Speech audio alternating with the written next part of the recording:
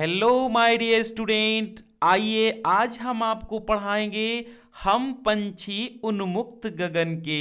तो पंछी का मतलब आप जानते हो बर्ड्स होता है यानी कि चिड़िया, और उन्मुक्त का मतलब होता है आजाद या फिर स्वतंत्र। ठीक है, और गगन का मतलब होता है आकाश। यानी यहाँ का मतलब है कि पंछी कह रहे हैं कि हम स्वतंत्र आकाश के, हम आकाश में उड़ने वाले स्वतंत्र पक्षी हैं। तो कक्षा 7 के जो भी स्टूडेंट हैं, क्लास 7 के, आ जाएं, हम आज उनको ये पढ़ा देंगे। शिव मंगल सिंह सुमन का है। हम बच्चों सबसे पहले इसको कैसे गाते हैं ये बताएंगे। इसके बाद आपको हम इसकी व्याख्या यानी कि एक एक वर्ड का मीनिंग बताएंगे और साथ साथ इसके भावार्थ को बताएंगे और करेंगे हम अभ्यास प्रश्न। तो चलिए एक बार शेयर कर दीजिए और जुड़ जाइए हमारे साथ।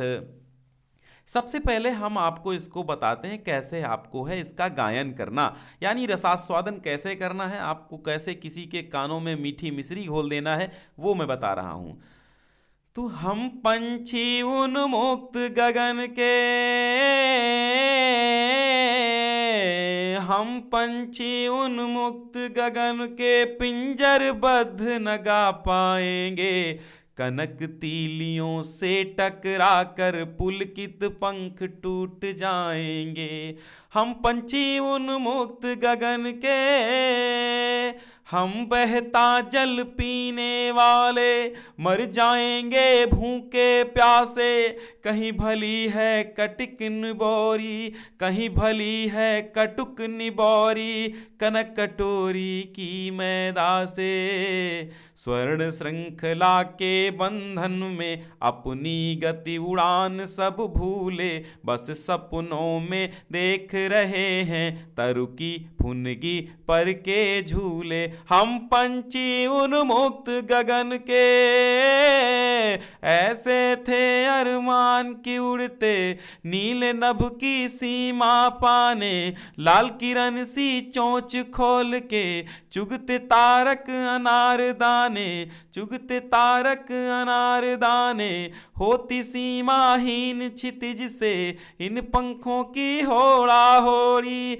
या तो क्षितिज मिलन बन जाता या तनती सांसों की डोरी, निर्ण दो चाहे टहनी का आश्रय छिन्न भिन्न कर डालो, लेकिन पंख दिए हैं तो आकुल उड़ान में विघ्न न डालो। हम पंछी उन्मुक्त गगन के, पंजरबद्ध न गा पाएंगे, और कनक तीलियों से टकरा कर पुलकित पंख टूट जाएंगे। तो कैसा लगा आपको? चलिए अब हम इसके भावार्थ को बताते हैं। तो शिव मंगल सिंह सुमन जी कहते हैं कि हम पंछी हैं। कैसे पंछी हैं? यानी कि पंछी मीन्स हमने बताया आपको होती हैं चिड़िया, खग पक्षी जिसको बोलते हैं। उन्मुक्त का मतलब होता है खुला, खुला या फिर स्वतंत्र या फिर आजाद। आजाद गगन मीन्स होता है आकाश। तो हम क्या हैं? हम कैसे पंछी हैं?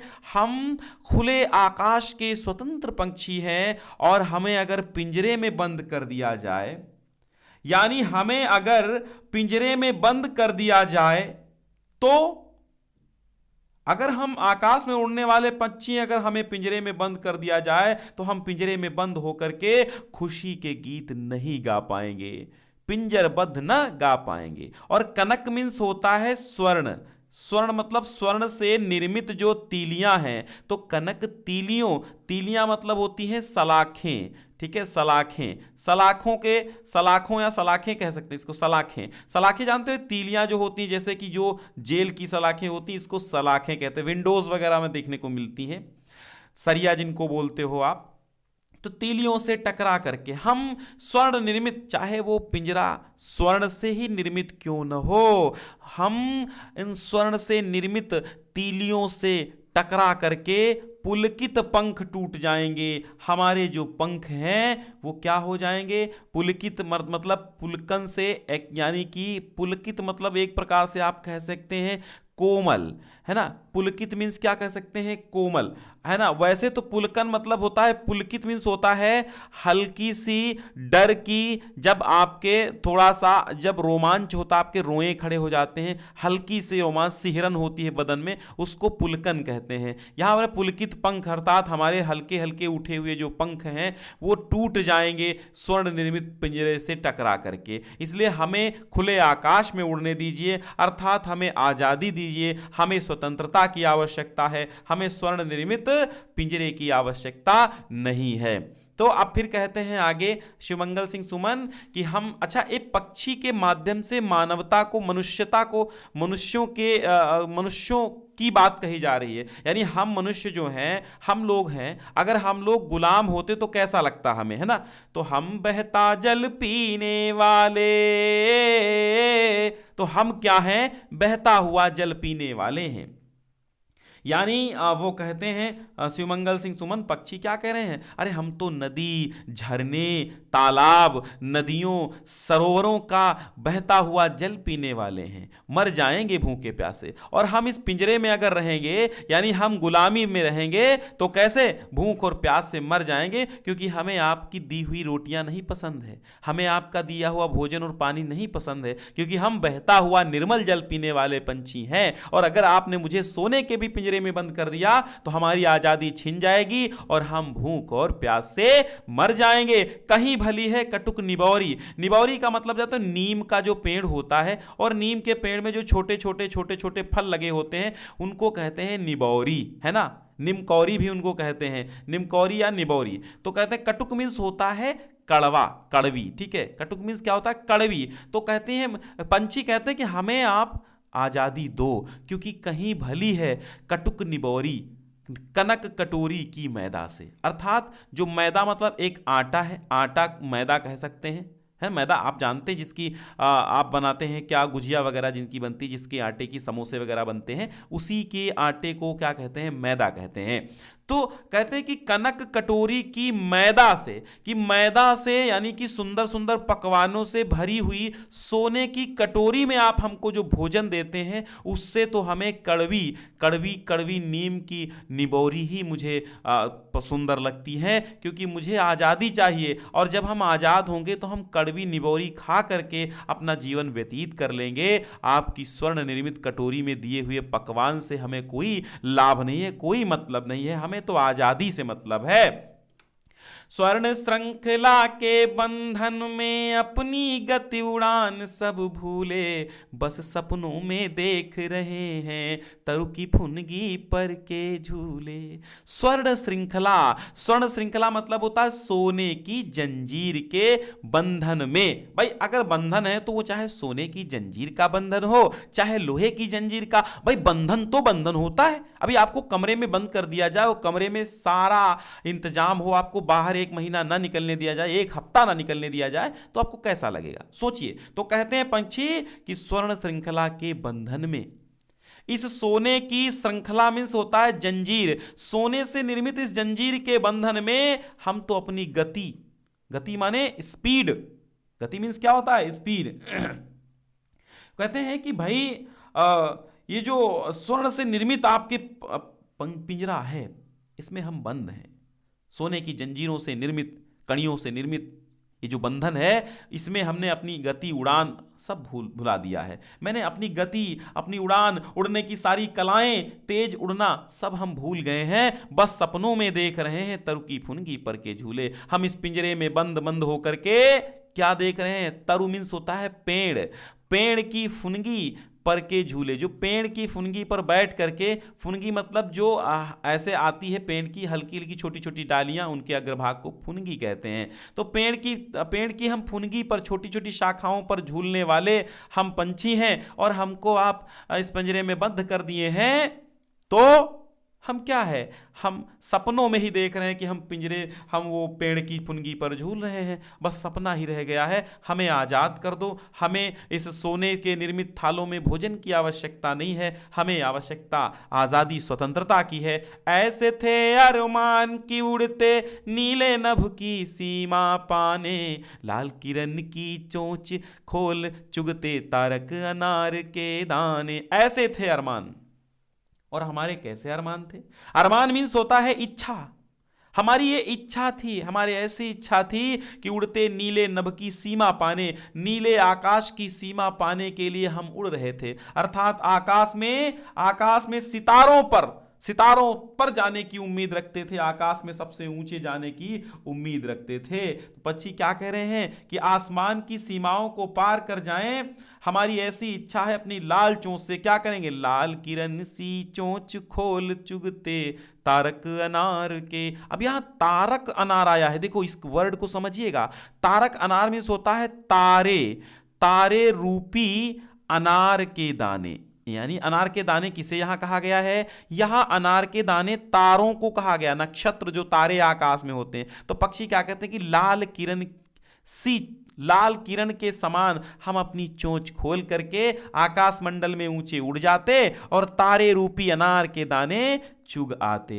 यानी इस गुलामी भरी जिंदगी से हमारे सपने चूर हो गए हैं, अब तो पिंजरे में कैद होकर बिल्कुल भी खुश नहीं है। हमारी यही इच्छा थी कि आकाश में उड़ें, सभी सीमाओं को पार कर जाएं और अपनी लाल चोंच से सितारों को अनार के दानों की तरह चुगे, ऐसी उनकी इच्छा थी। आगे देखो भाई, होती सीमाहीन क्षितिज से इन पंखों की होड़ा होड़ी, या तो क्षितिज मिलन बन जाता या तनती सांसों की डोरी। फिर पंछी कहते हैं, क्या कहते हैं, देखिए यहां पर कवि शिवमंगल सिंह सुमन जी ने पंछी उन्मुक्त गगन के कविता में या आखिरी पंक्तियों में पंछियों की स्वतंत्र होकर उड़ने की इच्छा का बड़ा ही मार्मिक वर्णन किया है। क्या कह रहे हैं इन पंक्तियों में, पक्षी क्या कहते हैं कि अगर हम आजाद होते तो उड़कर इस आसमान की सीमा को ढूंढने निकल जाते भाई, है ना। और अपनी इस कोशिश से या तो हम क्या करते, होती सीमाहीन क्षितिज से, जो सीमाहीन क्षितिज होता है, क्षितिज को क्या होता है, जहां पे आपको लगता है कि सारा आसमान गिर पड़ा है, यानी धरती का वह छोर जहां आसमान धरती एक हुए दिखाई देते हैं, उसको क्या कहते हैं, क्षितिज। ठीक है, तो कहते हैं पक्षी क्या कहते हैं, पक्षी कह रहे हैं कि हम जब आकाश में पर खोलकर उड़ते तो क्षितिज से हमारी क्या होती, होड़ा होड़ी। होड़ा होड़ी मीन्स क्या होता है, प्रतिस्पर्धा, और प्रतिस्पर्धा मीन्स क्या होता है, यानी कि कंपटीशन। हमारा कंपटीशन होता किससे, क्षितिज से, आकाश मंडल से। हम इन पंखों की होड़ा होड़ी, कहां से, आकाश के क्षितिज से, और हमारे पंखों की प्रतिस्पर्धा होती, कंपटीशन होता कि तुम कितने ऊंचे हो, हम कितने ऊंचे उड़ सकते हैं। या तो क्षितिज मिलन बन जाता, या तो वो क्षितिज जहां पे धरती आकाश एक मिले दिखाई देते, या तो मिलन बन जाता, या हम ऐसे उड़ते रहते कि तनती सांसों की डोरी कि क्या होती, हम अपनी जान गंवा देते। सांसों की डोरी तन्ना यानी कि जान गंवाना। तो या तो फिर क्या होता, हम क्षितिज से मिलन हो जाता हमारा आकाश मंडल से, या फिर हमारे सांसों की डोरी थम जाती, हमारी सांसें रुक जाती। हमें उड़ने दो आकाश में, हमें आकाश में उड़ने दो, पिंजरे में मत कैद रखो, नीड़ न दो चाहे टहनी का। अब पक्षी की इच्छा क्या है, पंछी की इच्छा क्या है कि हमें नीड़ मीन्स होता है घोंसला, नीड़ मीन्स क्या होता है, घोंसला। कहते हैं पंछी हमें नीड़ न दो, हमें घोंसला मत दो, चाहे टहनी का, टहनी अर्थात एक डाली का, एक डाली का, एक डरिया का, हमें एक डाली का, एक टहनी का, चाहे घोंसला मत दो। आश्रय छिन्न भिन्न कर डालो, चाहे हमारे आश्रय मीन्स होता है निवास स्थल, चाहे निवास स्थान हमारे जो हैं उनको छिन्न भिन्न कर डालो, खत्म कर डालो, नोच तोड़ डालो, लेकिन पंख दिए हैं तो आकुल उड़ान में विघ्न न डालो। लेकिन हमें तो ईश्वर ने पंख दिए हैं, तो मेरी आकुल उड़ान में विघ्न मत डालो, बाधा मत डालो। विघ्न मीन्स होता है बाधा, ठीक है, विघ्न मीन्स होता है बाधा यानी रुकावट, ठीक है। तो कहते हैं कि जो हमारी उड़ान के लिए हम आकुल हैं, हम उड़ान के लिए आकुल मीन्स होता है परेशान, हम उड़ान के लिए क्या हैं, हम उड़ान के लिए बिल्कुल उत्तेजित हैं, तो हमारी इस उड़ान की उत्तेजना में अवरोध मत डालो, अर्थात हमें आप जंजीरों में मत कैद करो, हमें पिंजरे में मत कैद करो। तो हम पंछी उन्मुक्त गगन के पंजरबद्ध न गा पाएंगे और कनक तीलियों से टकराकर क्या करेंगे, पुलकित पंख टूट जाएंगे। तो हे मेरे मानवों, मुझे गुलामी मत देना, मैं गुलाम होकर के नहीं जीना चाहता, मैं पिंजरे में बंद होकर के नहीं जीना चाहता, मैं पिंजरे में बंद होकर के लाखों करोड़ों की तीलियों के अंदर सुनहरे बर्तनों में भोज्य पदार्थ नहीं खाना चाहता। मुझे बस आकाश में उड़ने की इच्छा है, चाहे हमारे आश्रय नष्ट कर डालो, चाहे हमारे घोंसले बिगाड़ डालो। अब चलते हैं, अब कहाँ चलते हैं, तो कविता का भावार्थ हमने आपको बता दिया है ना। तो अब हम चलते हैं इसके अभ्यास प्रश्नों पर। अब यहां पर कहा जा रहा है भाई, देखो हमारा मतलब है कि आपका पूरा पाठ फिनिश, पूरा चैप्टर फिनिश करना, ठीक है, फिनिश हो जाएगा। तो ये प्रश्न अभ्यास आए, कविता से आपके प्रश्न है कि हर तरह की सुख सुविधाएं पाकर भी पंछी पिंजरे में बंद क्यों नहीं रहना चाहते। अब भाई बताइए, इसका उत्तर तो आप जान ही गए, क्योंकि पिंजरे में तो पक्षी, इसका आप उत्तर लिखेंगे, क्या लिखेंगे, पक्षी सभी तरह की सुख सुविधाएं पाकर के पिंजरे में बंद नहीं रहना चाहते, क्योंकि, ध्यान से सुनिएगा, आप रफ वर्क भी कर सकते हैं, हम बोल रहे हैं आप लिख लीजिए, क्योंकि उन्हें अपनी आजादी, अपनी स्वतंत्रता इन सभी सुख सुविधाओं से कहीं ज्यादा प्यारी है, इसलिए वे पिंजरे में बंद नहीं रहना चाहते। उन्हें स्वतंत्र आकाश में उड़ना है, उन्हें नदियों झरनों का शीतल ठंडा वारी अर्थात जल पीना है, और उनको कड़वी निबोरियां खानी हैं। वे कनक तीलियों से युक्त पिंजरे में नहीं रहना चाहते हैं, उनको उन्मुक्तता चाहिए, आजादी चाहिए। अब दूसरा प्रश्न कहता है, पंछी उन्मुक्त रहकर अपनी कौन कौन सी इच्छाएं पूरी करना चाहते हैं। तो लिखिएगा, आप पंछी उन्मुक्त रहकर अपनी इच्छाएं आकाश में उड़ना चाहते हैं, और नीम की निबोरियां खाना चाहते हैं, और आकाश की सीमाएं नापना चाहते हैं, नदी झरनों का जल पीना चाहते हैं, और क्या करना चाहते हैं, वृक्षों की ऊंची डाली की फुनगी पर बैठकर झूला झूलना चाहते हैं, खुले आकाश में उड़ करके अपने पंखों को फैलाकर उड़ना चाहते हैं। अच्छा, अब कहता है भाव स्पष्ट कीजिए। तो भाव तो वैसे भी हमने आपको बता दिया है, लेकिन एक बार फिर से बताते हैं।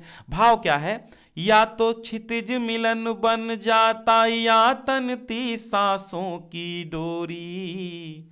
तो क्षितिज मीन्स क्या होता, हमने बताया आपको, जहां पे धरती और आकाश मिले हुए दिखाई देते हैं। एक्चुअली वो दिखाई देते हैं, लेकिन वो मिले नहीं होते हैं। आप चाहे करोड़ों करोड़ों कोस, करोड़ों करोड़ों किलोमीटर चले जाएं, लेकिन वो कभी आकाश गिरा हुआ आपको मिलेगा ही नहीं, है ना। पृथ्वी गोल है इसलिए दिखाई देता। तो क्षितिज वही है जहां पे पृथ्वी और आकाश मिले हुए दिखाई देते हैं। तो अब इन पंक्तियों में आसमान की सीमाएं जो है नापने की बात की जा रही है। तो क्या है, प्रस्तुत जो इसका आपको क्या करना है, आशय स्पष्ट करना, भाव स्पष्ट करना है। तो प्रस्तुत पंक्तियों का भाव यह है कि पक्षी आसमान की सीमाओं को नापने की आकांक्षा व्यक्त कर रहे हैं, इच्छा व्यक्त कर रहे हैं। इस प्रयास में या तो वे सफल हो जाएंगे या फिर अपने प्राणों को त्याग देंगे, मगर वो ऐसा करने से बिल्कुल नहीं हटेंगे, वो जरूर उड़ेंगे, आगे बढ़ेंगे। अब आपकी आती है कविता से आगे। अब ये तो आपकी कल्पना पर आधारित होगा। अच्छा, अब इस पे देखिए, हम इसको भी आपको थोड़ा सा आइडिया दे देंगे, हम आपको फुल चैप्टर का आइडिया देंगे, ये नहीं छोड़ के नहीं। कविता से आगे, बहुत से लोग पक्षी पालते हैं, आपने देखा क्या, पक्षियों को पालना उचित है अथवा नहीं, अपने विचार लिखो। तो आपको लिखना है, आपका विचार यही होगा इस कविता को सुनने के बाद कि पक्षियों को पालना बिल्कुल भी उचित नहीं है, क्योंकि पक्षी आकाश में आजादी से उड़ना चाहते हैं, उन्हें स्वर्ण निर्मित पिंजरे में रहना पसंद नहीं है। क्या आपने या आपकी जानकारी में किसी ने कभी कोई पक्षी पाला है, उसकी देखरेख किस प्रकार की जाती होगी, लिखिए। तो हाँ, आप बिल्कुल, आपने आसपास देखा होगा, कहीं ना कहीं कोई खरगोश पालता है, तो कोई तोता पालता है, तो कोई कबूतर पालता है। तो आपको देख के क्या लिख देना है कि वो दाने देते हैं, पिंजरे में बंद रखते हैं, लेकिन पक्षी खुश नहीं रहते हैं। ऐसे ही आप चीजें लिखिएगा। ओके, फिर है, पक्षियों को पिंजरे में बंद करने से केवल उनकी आजादी का हनन ही नहीं होता, अपितु पर्यावरण भी प्रभावित होता है। इस विषय पर 10 पंक्तियों में अपने विचार लिखो। तो आप बिल्कुल लिखिएगा कि अगर हम पक्षियों को पिंजरे में बंद कर देंगे तो पर्यावरण में जो बीज बिखेरने का कार्य होता है, वनस्पतियों को एक देश से दूसरे देश को लाने का काम होता है, जो पर्यावरण संतुलन होता है वो बिल्कुल भी नहीं हो पाता है, और हमारा पर्यावरण प्रभावित हो जाता है। इससे तमाम वनस्पतियां नष्ट हो जाती हैं, विलुप्त होने की कगार पर आ जाती हैं। अगर हम पक्षियों को पिंजरों में बंद कर देंगे तो प्रातः काल चहचहाट सुनने को नहीं मिलेगी, हमारा वातावरणीय संतुलन बिगड़ जाएगा, जो तमाम कीड़े मकोड़े जिनको पक्षी साफ कर देते हैं वो नहीं साफ होंगे और तमाम बीमारियां उन कीट पतंगों से होने लगेंगी और हमारा संतुलन बिगड़ जाएगा। ऐसे आप लिख सकते हैं, ठीक है। अनुमान और कल्पना, हम इस पर भी आपको थोड़ा सा आइडिया जरूर देंगे। क्या आपको लगता है कि मानव की वर्तमान जीवन शैली और शहरीकरण से जुड़ी योजनाएं पक्षियों के लिए घातक हैं? बिल्कुल लगता है, बिल्कुल, क्योंकि अभी जहां पर जंगल थे वहां पर काटा जा रहा है जंगलों को, तमाम पक्षियों के आवास उजड़ रहे हैं। जब वहां पर औद्योगिकीकरण होगा, उद्योग धंधे स्थापित होंगे, फैक्ट्रियां लगेंगी और घर आवास बनेंगे, तो हजारों बीघे हजारों एकड़ आपके जो जंगल हैं, वन हैं, वो कट जाएंगे और पक्षियों के लिए बहुत बड़ी घातक चीजें सिद्ध होंगी। पक्षियों से रहित वातावरण में अनेक समस्याएं उत्पन्न हो सकती हैं। इन समस्याओं से बचने के लिए हमें क्या क्या करना चाहिए? इन समस्याओं से बचने के लिए हमें पक्षियों के लिए खुला पानी रखना चाहिए, स्वच्छ जल रख देना चाहिए बालकनी में और दाने बिखेर देना चाहिए, अधिक से अधिक वृक्षारोपण करना चाहिए, झाड़ियों वाले पेड़ लगाने चाहिए, है ना। उक्त विषय पर वाद विवाद प्रतियोगिता का आयोजन कीजिए, तो ये कर लीजिएगा आप, ठीक है। यदि आपके घर के किसी स्थान पर किसी पक्षी ने अपना आवास बनाया है और किसी कारणवश आपको अपना घर बदलना पड़ रहा है, तो आप उस पक्षी के लिए किस तरह प्रबंध करना आवश्यक समझेंगे, लिखिए। अगर आपके घर में किसी स्थान पर किसी पक्षी ने घोंसला बनाया है या आवास बनाया है, तो आप क्या करेंगे? आप मान लो उस घर से जा रहे हैं, तो आप क्या करेंगे? उस घोंसले को वहीं रहने देंगे, क्योंकि वो घोंसला पक्षी का वही घर है। अगर आप घोंसला अपने साथ ले जाएंगे तो पक्षी आपको ढूंढ नहीं पाएंगे, इसलिए आप उसकी उचित प्रबंध कर देंगे और बिल्ली ना पहुंचे या उसको हानि ना पहुंचे, ऐसे प्रबंध करेंगे आप, ठीक है। चलो भाषा की बात कर लेते हैं। यहां पर व्याकरण की बात आती है, तो एग्जाम की दृष्टि से बहुत ही इंपॉर्टेंट है। स्वर्ण श्रृंखला लाल किरण सी में रेखांकित शब्द गुणवाचक हैं। तो अब ये श्रृंखला का गुण क्या है? स्वर्ण है। किरण का गुण क्या है? कि लाल है, यानी गुणवाचक है, विशेषण है, तो विशेषण है ये गुणवाचक। कविता से ढूंढकर इसी प्रकार के 3 और उदाहरण लिखिए। अब कविता से आप क्या लिखें? स्वर्ण श्रृंखला, किरण सी आए, और अभी आप देखो भूखे प्यासे में द्वंद्व समास है, तो अब यहां हम बता दें, अभी ऊपर वाला भी उत्तर कर देंगे हम आपको। भूखे प्यासे में द्वंद्व समास है, बिल्कुल द्वंद्व समास है। इन दोनों के बीच में लगा है योजक चिन्ह, सामासिक चिन्ह, योजक चिन्ह लगा हुआ है। इस चिन्ह से और का संकेत मिलता है, जैसे भूखे और प्यासे तो भूखे और प्यासे। इस प्रकार के 10 अन्य उदाहरण लिखिए। तो एक लिखिए राजा, राजा और रानी, ठीक है, राजा रानी लिखेंगे तो राजा और रानी हो जाएगा। दूसरा लिखिएगा खाना, खाना पानी, खाना और पानी। तीसरा लिखिए राम लक्ष्मण, राम लक्ष्मण लिख देंगे, राम और लक्ष्मण इसको लिख देंगे आगे बराबर करके, इज इक्वल टू का चिन्ह लगा करके ये वाला और लिख देंगे और लगा देंगे, बस ना। राजा रानी तो राजा और रानी, खाना पानी तो खाना और पानी, राम लक्ष्मण तो राम और लक्ष्मण। और भाई बहन, भाई बहन तो आप क्या लिखेंगे? भाई और बहन। और अगर आपसे कह दिया जाए, क्या कहा जाएगा? है मोर मोरनी, मोर मोरनी, तो मोर और मोरनी। ठीक इसी प्रकार आप छांट लेंगे, है ना।